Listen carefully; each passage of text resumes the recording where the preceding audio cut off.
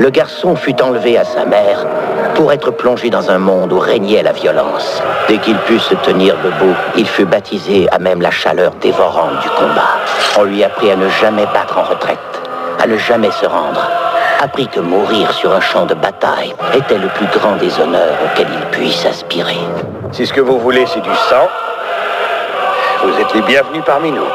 C'est l'histoire d'un guerrier qui a perdu son âme, qui forgea dans l'enfer son bouclier, son arme. Il grandit dans les flammes à deux pas du chétan. Il sourit à la mort et aux hommes qui l'étalent. Il n'a pas de nom, en tout cas pas qu'il se souvienne. Il répond par les cris des soldats qui le soutiennent. Le bout de sa lame taché d'hémoglobine. Il défend ses valeurs avec la hargne d'Anakin. Il a grandi, loin de sa mère, son attention. Le sang et la sueur sont les piliers de son ascension. Il se bat contre ceux qui veulent prendre du canon, qui veulent maîtriser le monde à coups de fusil et de canon. La bonté de son cœur se traduit par ses actes, faire justice aux pauvres et détrôner César. Il traverse le temps d'hier à aujourd'hui. Il est chacun de nous que personne ne l'oublie. Aux armes, nos larmes, nos âmes, le nerf de la guerre n'est que l'homme qu'on incarne. Aux armes, nos larmes, nos âmes, le nerf de la guerre n'est que l'homme qu'on incarne.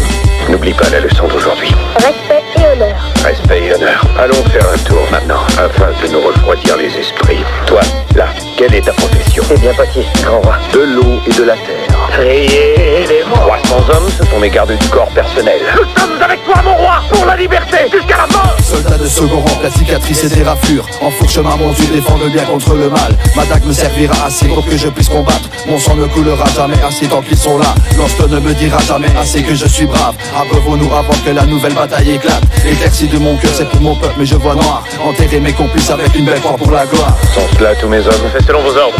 Il y en a 300. N'ayez aucune confiance en les hommes. Leur descendance est assurée. Ils sont tous des enfants mâles. Honorez les dieux. Que pouvons-nous faire? Que peux-tu faire, toi? Silence. Quel message est-ce que tu m'apportes? C'est ça la surprise. Je suis Météorix, le nouveau roi du château d'Axe. Ma noblesse et ma voix ne défendront jamais mon âme. Mes armes distribuent pour que ma défense soit totale. Totalement satisfait de mon armée et de mes femmes. Des fois je rentre dans la bataille quand rien ne m'arrivera. Je prends des arrangements pour agrandir mon territoire. Dès que je passe ma haine, je suis applaudi pas à pas. Mais ma plus grande peur, c'est de me regarder dans un miroir. Que devrait donc faire un roi pour sauver son royaume quand les lois même qu'il a fait le serment de respecter l'obligent contre son gré à ne rien faire? Qu'y a-t-il? D'abord, tu dois te battre avec ta tête. Mon roi, ma reine, je ne faisais qu'accueillir votre invité. nous avons été suivis. Attention à tes paroles. Aux armes, nos larmes, nos âmes, le nerf de la guerre n'est que l'homme qu'on incarne. Aux armes, nos larmes, nos âmes, le nerf de la guerre n'est que l'homme qu'on incarne. C'est ça son armée. Ça me cause un tout petit problème. Il y a une rumeur qui veut que les Athéniens aient déjà refusé votre offre.